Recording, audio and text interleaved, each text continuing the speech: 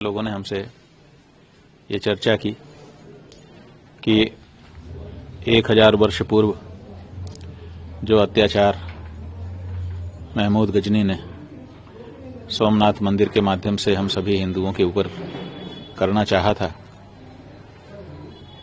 उसका स्मरण करते हुए भगवान सोमनाथ की आरती पूजा करने के लिए देश के प्रधानमंत्री जी जा रहे हैं। तो हमको अच्छा लगा। क्या अच्छा लगा?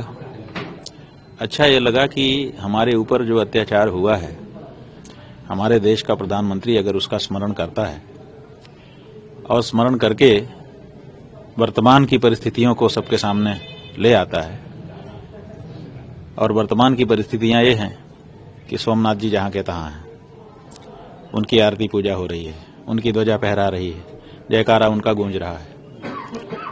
इसका मतलब ये है कि महमूद गजनी असफल हो गया। वो सोचता था कि अगर हम मूर्ति तोड़ देंगे, वो सोचता था कि अगर हम मंदिर तोड़ देंगे तो ये मामला खत्म हो जाएगा, सोमनाथ खत्म हो जाएंगे। लेकिन आज ये प्रमाणित हो गया कि मूर्ति तोड़ देने से, मंदिर तोड़ देने से भगवान नहीं टूटते, देवता नहीं टूटते। वो तो जहां के तहां विद्यमान रहते हैं और उनकी पूजा अर्चना वैसे ही होती रहती है। इसलिए एक बड़ा संदेश है इसके पीछे कि जो लोग मूर्ति और मंदिर तोड़ने की बात करते हैं या करते रहे हैं, उनके लिए बड़ा संदेश ये है कि तुम्हारा प्रयास व्यर्थ जाएगा। आज भी अगर तुम ऐसा कोई प्रयास करोगे तो समझ लो तुम्हारे पूर्वजों ने जो प्रयास किया वो व्यर्थ ही हो गया। सोमनाथ जी तो जहां के तहां है और उनका जयकारा जहां का तहां है। तो इसलिए तुम्हारा किया गया प्रयास व्यर्थ है। इसलिए भविष्य में ऐसे प्रयास करने से उनको निश्चित रूप से रुकावट होगी। तो अगर ये जो बात है, इस बात को हमारे देश का प्रधानमंत्री रेखांकित करता है तो हम लोगों को अच्छा लगता है कि ठीक है, अच्छी बात कर रहा है। प्रधानमंत्री के तौर पे मोदी जी सोमनाथ जा रहे हैं, इस यात्रा को किस तरह से आप देखते हैं? नहीं, ठीक है, भारत का प्रधानमंत्री है।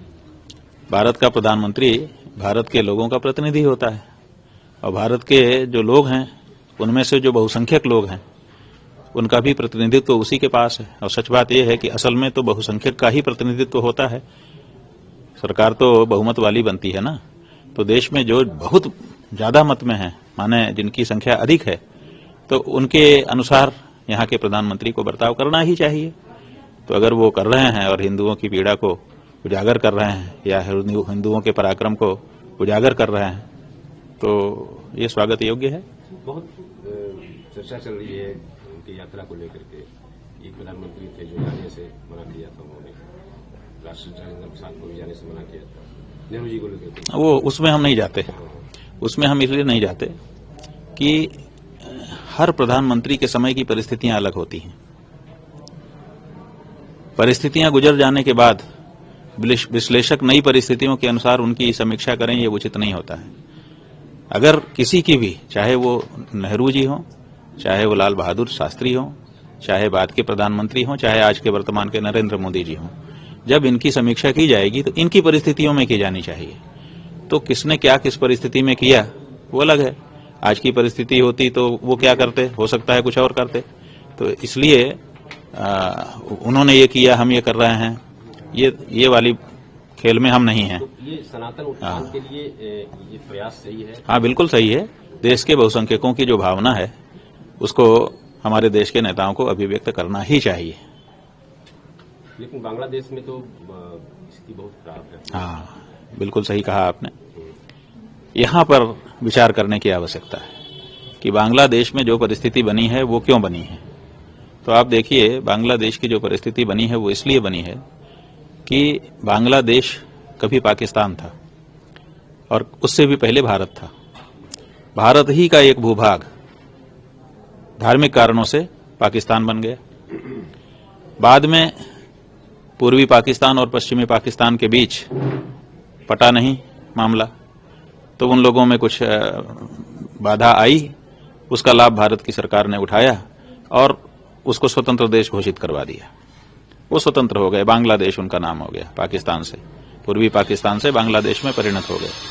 अब बांग्लादेश के रूप में भारत के प्रति वो कृतज्ञ थे कि इन्होंने हमको स्वतंत्र पहचान दिलाने में मदद की है हमारी, इसलिए भारत के साथ उनका अच्छा संबंध था। अब भारत के साथ जो अच्छा संबंध देश की राजनीति का और देश के जनता का चला आ रहा था, अब उसमें अंतर आने लग गया। क्यों अंतर आया? क्योंकि वहां की जनता ने अपने किसी कारण से वहां के प्रधानमंत्री जो चुनी गई थी उसको भगा दिया। भगाने के बाद भारत ने उसको अपने यहां रख लिया। अब बांग्लादेश के लोगों को लगता है कि हमने जिसको भगाया उसको ये बड़े ठाठ से रखे हुए हैं, लाल कालीन बिछा करके उसको उतारते हैं, उसको साड़ी की खरीदी करवाते हैं और उसको अच्छी जगह पे रखते हैं, सुरक्षा करते हैं। तो उनको लग रहा है कि हमने जिसको भगाया उसको ये पनाह दे रहे हैं, उसको ये शरण दे रहे हैं, उसको ये सम्मान दे रहे हैं, उसका ये मदद कर रहे हैं। तो इससे उनके मन में भारत के प्रति दुर्भावना आ रही है, शत्रुबोध आ रहा है और वो भारत के खिलाफ तो कुछ कर नहीं सकते। भारत मजबूत देश है, बड़ा देश है, शक्तिशाली है, उनकी अपेक्षा बहुत अधिक, तो वो कुछ कर नहीं सकते। तो वो अपनी खींच भारत के ऊपर तो निकाल नहीं सकते, तो वो भारत के ऊपर खींच निकालने के लिए बांग्लादेश में जो हिंदू रह रहे हैं उनके ऊपर खींच निकाल रहे हैं, एक के बाद एक।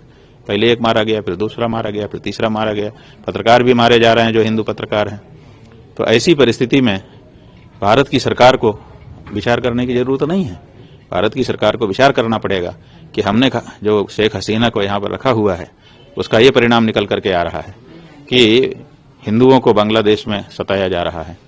या तो हम उनको कह दें कि भाई अब जाइए कहीं और दूसरी जगह रहिए, हमने आपको इतना कर दिया जो करना था, कम से कम अब चली जाएं तो लोगों की भावना सहज हो जाए।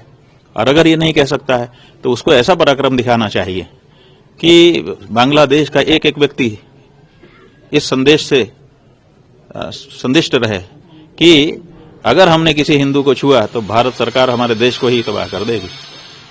ये डर पैदा करना पड़ेगा। अगर आप किसी को शरण देखते हो और दुश्मनी मोल लेते हैं तो आपके अंदर उतनी ताकत होनी चाहिए। तो वो ताकत आप दिखा नहीं रहे हैं और शरण दे करके बैठे हुए हैं। और फिर शरण मांगा कब उन्होंने? आज तक किसी चैनल ने, किसी मीडिया ने, चाहे बांग्लादेश का मीडिया हो चाहे भारत का मीडिया हो, ये नहीं कहा कि शेख हसीना ने शरण मांगी है और भारत ने उनको शरण दी है। ना उन्होंने शरण मांगा ना आपने शरण दिया, तो शरण की तो कोई बात नहीं है। वो तो सहज में जैसे कोई रिश्तेदारी में आता है ऐसे आ गई हैं और आपने रख लिया है उनको, तो वो शरणार्थी भी नहीं है। अगर हैं तो शरण दी गई है तो संसद का सत्र बैठा था, उसमें उनकी पुष्टि होनी चाहिए थी ना कि उन्होंने हमसे शरण मांगा, हमने शरण दिया हुआ है, तो संसद उसकी पुष्टि करती।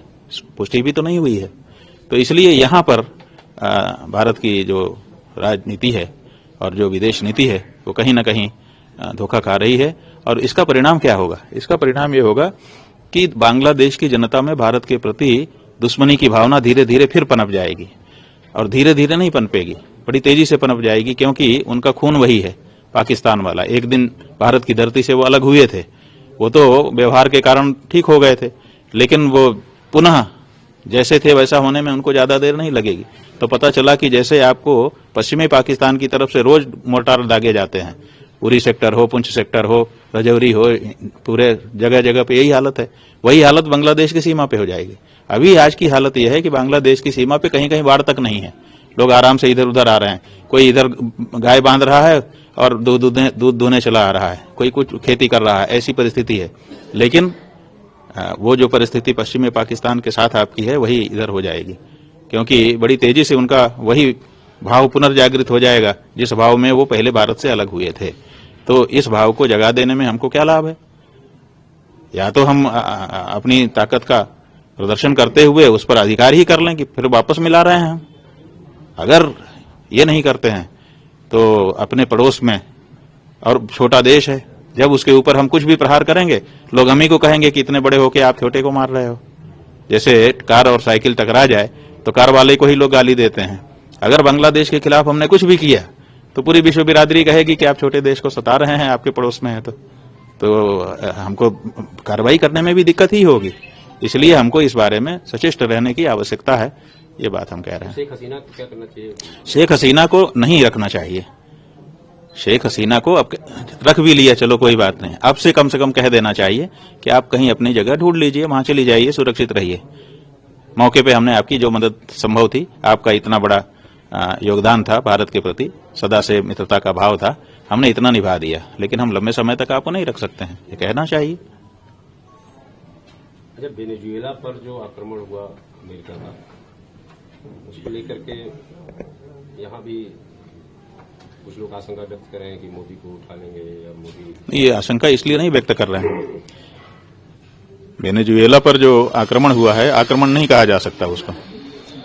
आक्रमण युद्ध में होता है, ये तो युद्ध था नहीं, ये तो दादागिरी है, गुंडई है कि हम कहीं भी कुछ भी कर देंगे। किसी देश के निर्वाचित राष्ट्रपति को आप रात को जाकर के अगवा कर ले जाते हैं और वहां की सेना को मार देते हैं। वहां जो उनकी राष्ट्रपति की रक्षा में सेना लगी हुई थी, उनकी सबकी बहुत सारों की हत्या हो गई रात को। अब ये तो हत्या है ना, दूसरे की धरती पे जाकर के हत्या करना, तो हत्या का मुकदमा चलेगा इन सब के ऊपर नियमानुसार। अब ये ले गए हैं कि हम इसके ऊपर मुकदमा चलाएंगे कि तुम ड्रग बेच रहे थे, और जो तुमने किया, जो हत्याएं की तुमने जाकर के, जो किडनैपिंग की राष्ट्रपति की, उसका क्या होगा? जो उस देश की संपत्ति को क्षति पहुंचाई, उसका क्या होगा? उसके बारे में कौन मुकदमा चलाएगा? ये एक प्रश्न है। इसी प्रश्न के साथ साथ जो वक्तव्य अमेरिका के राष्ट्रपति का आ गया और जिस तरह से उन्होंने कहा कि मोदी तो मुझे खुश करना चाहता है, वो जानता है कि मैं नाराज हूं, मुझे खुश करना चाहता है, और जिस तरह के शब्दावली में उन्होंने कहा, उससे बहुत अपमान महसूस होता है कि अमेरिका का राष्ट्रपति भारत के प्रधानमंत्री के लिए इस तरह की भावना रखता है। तो अब इसके कारण लोगों के मन में ये बात आ गई है कि कहीं हमको भी टारगेट ना कर दे, इसलिए ये चर्चा चल रही है। तो अपने को ऐसा कुछ करना चाहिए जिससे इस चर्चा को विराम लगे। भूमिका के रूप में लोग बता रहे हैं कि जैसे वेनेजुएला में ट्रंप ने माहौल बनाया कि वोट चोरी हुआ, ये हुआ, वो हुआ, लोकतंत्र खतरे में था, खतरे में है, उसी तरह से यहाँ भी कुछ माहौल बनाने की कोशिश की गई, ऐसा लगता है? नहीं, कौन माहौल बना रहा है? जैसे यहाँ भी वोट चोरी का आरोप लगाया गया। भाई, वोट चोरी का आरोप लगाया गया तो वोट चोरी के आरोप का जवाब क्यों नहीं सरकार दे रही है? जो प्रश्न उठाए गए थे, प्रेस कॉन्फ्रेंस करके उठाए गए थे। चुनाव आयोग ने भी प्रेस कॉन्फ्रेंस किया, जवाब कहां था? आपने मौका दिया है लोगों को ये प्रश्न उठाने का।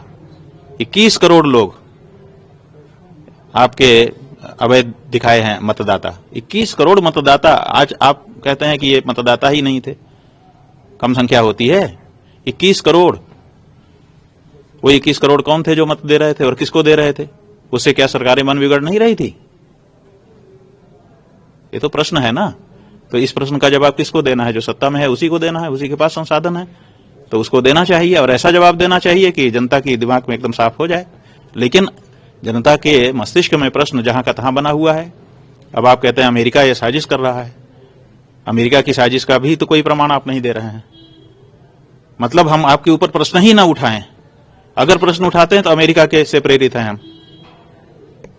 ये मतलब ये आप एक रणनीति है आपकी कि हमारे ऊपर कोई प्रश्न ना उठाए, अगर प्रश्न उठाएगा तो हम कह देंगे कि ये तो अमेरिका से प्रेरित होकर के उठा रहा है। तो कैसे चलेगा? प्रश्न तो सदा से उठते रहे हैं ना। प्रश्न उठे, आप उसका जवाब दे दीजिए, आपके पास पूरा मौका है। और आपका तो लाइव चलाते हैं लोग। मीडिया जो है फिर भी सरकार के पक्ष में होता है। कुछ भी हो, सरकार सरकार होती है। जनता भी झुकी तो सरकार की ओर ही रहती है। जब उसको प्रश्न के उत्तर नहीं मिलते तब वो आक्रोशित होती है। अन्यथा सरकार का सम्मान कौन नहीं करता है? सभी लोग करते हैं। लेकिन सरकार जब सवालों के जवाब नहीं देगी और सवाल वाजिब दिखाई देंगे जनता के मस्तिष्क के सामने, तो फिर उथल पुथल तो होगी, उसका लाभ कोई भी लेगा। तो ये कह देना एक रणनीति हो सकती है कि अमेरिका से प्रेरणा हो रही है, ऐसी बात नहीं है। ओवैसी ने कहा कि अगर 56 इंच का सीना है मोदी का, तो जितने आतंकवादी पाकिस्तान में बैठे हैं उनको उठा ले, जैसे वेनेजुएला में राष्ट्रपति ने उठाया, ट्रंप ने उठाया, इस तरह का। हाँ, ठीक है। अभी तो ये तो बात है, अपने यहाँ ऐसी प्रवृत्ति नहीं रही है। देखिए, अमेरिका की तो प्रवृत्ति है कि वो कहीं भी हस्तक्षेप कर देता है। भारत की ऐसी प्रवृत्ति नहीं है। एक सभ्य देश है, हम ऐसा काम नहीं करते हैं कि बस कहीं भी घुस जाएं बिना किसी के अनुमति के। तो हम तो नियम कानून से चलते हैं, अपनी गरिमा अपनी मर्यादा की रक्षा करते हैं। आप क्या अमेरिका बनाना चाहते हो भारत को? ओवैसी जी, अमेरिका अमेरिका है, भारत भारत है। यहाँ 56 इंची की बात नहीं है, यहाँ एक गरिमा की बात है, एक मर्यादा की बात है। अगर भारत उस गरिमा और मर्यादा को लेकर के चल रहा है तो उसके लिए 56 इंच का दोष नहीं है। लेकिन 56 इंच को, अपना 56 इंच कहीं तो दिखाना ही चाहिए, ये भी बात है। आज एसआईआर की लिस्ट, पहली लिस्ट जारी हुई है, जिसमें 3 करोड़ लोग उत्तर प्रदेश से हटा दिए गए हैं वोटर। अब देखिए, आपने अभी नई बात हमको बताई, 3 करोड़ लोग उत्तर प्रदेश से वोटर लिस्ट से हटा दिए गए। इसका मतलब कि पहले वोटर लिस्ट में थे तो इसका मतलब उन्होंने वोट दिया। तो जो लोग 3 करोड़ वोट देते हैं उससे सरकारें बनती बिगड़ती हैं, बाद में वो हटा दिए जाते हैं।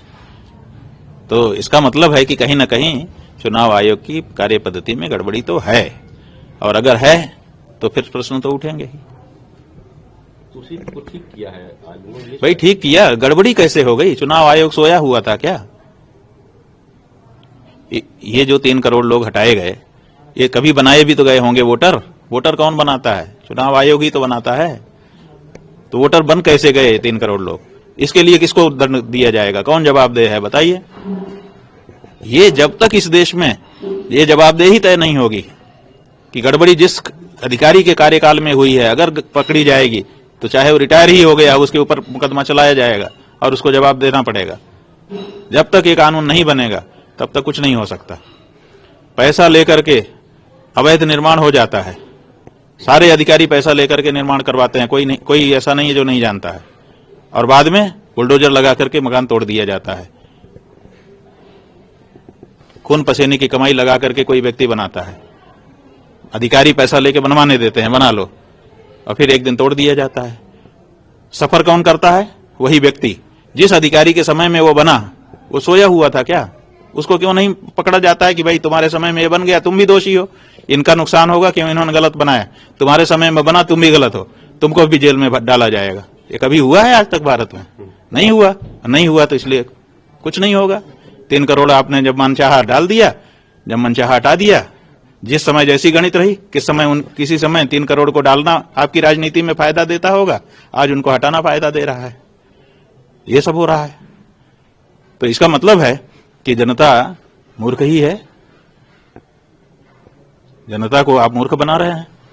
उसको जब चाहते हैं आप सरकार कहते हैं तुम्हारी सरकार कहाँ है? जब 3 करोड़ लोग ऐसे थे जिनको वोट का अधिकार नहीं होना चाहिए था और वो वोट दे रहे थे, उससे सरकारें मन रही थी और पता नहीं कौन कौन से निर्णय ले रही थी। तो इसमें फिर पारदर्शिता कहाँ रही? इसमें लोकहित कहाँ रहा? इसका मतलब है कि हो जाएगा, जिस समय जिसको शामिल करने में फायदा होगा वो शामिल करवा लेगा 3 करोड़ लोगों को, जब उसको हटाने में फायदा होगा हटवा लेगा 3 करोड़ लोगों को, और राजनीति इस तरह से चलती रहेगी और जनता बेचारी पिसती रहेगी।